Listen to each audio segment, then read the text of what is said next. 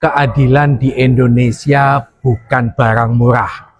Kalau tidak punya uang, kalau kamu nggak punya backing, kamu bukan seorang pengusaha, jangan bersentuhan dengan hukum.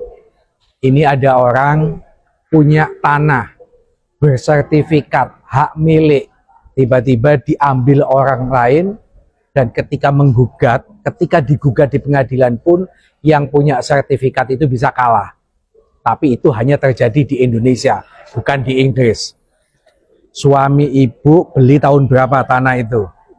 2015, Pak. Tahun 2015, luas tanah 7.400. 7.400 meter persegi. Betul, ada Pak. di mana tanahnya? Di Kalimantan Selatan, Margasari Hilir, Pak. Kalsel ya? Kalimantan Selatan, ya. Kalimantan Selatan. Tahun 2015 membeli.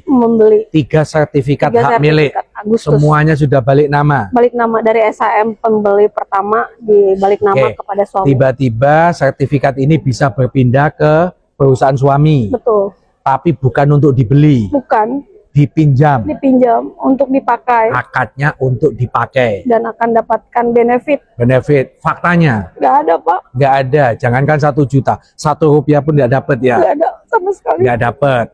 Terus perusahaan ini kapan berpindah lagi ke perusahaan satu yang baru? April 2024 take over mereka. Oke, 2024 di take over oleh perusahaan yang baru. Ya, Agrina Sawit Perdana. Oke, tetap tidak mau ngasih ganti rugi ke ibu? Tidak, Pak. Malah mereka menggugat saya di Pengadilan Negeri Rantau. Di pengadilan negeri di sana ya, iya, di Kalimantan Selatan. Putusan tingkat pertama? Putusan tingkat pertama saya kalah, dinyatakan SHM tidak mengikat secara hukum. Tidak mengikat, menjadi milik mereka. Iya.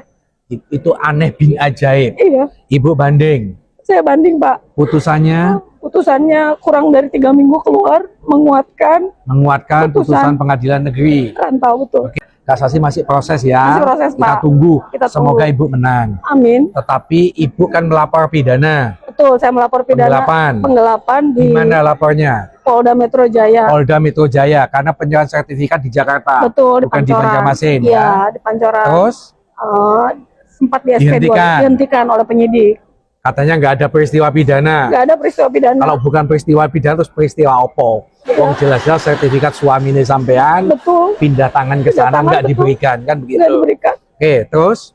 Lalu saya juga LP kan di Mabes Polri. LP Mabes Polri. Penyerobotan karena mereka ada menanam pipa air yang punya izin di Kementerian PUPR. Oke. Tetapi tidak memiliki izin oleh saya yang punya tanah. Jadi pipa air itu ditanam di tanah saya, Pak. Oke, ditanam di tanah ibu. Iya, betul. Sekarang infonya katanya dikuasai oleh ibu.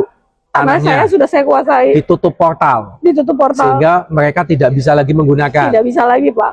Oke, tapi ibu dituntut karena merugikan mereka, karena mereka harus bayar jalan lewat tambang. Oke, harus menggunakan jalan lain. Jalan lain, betul.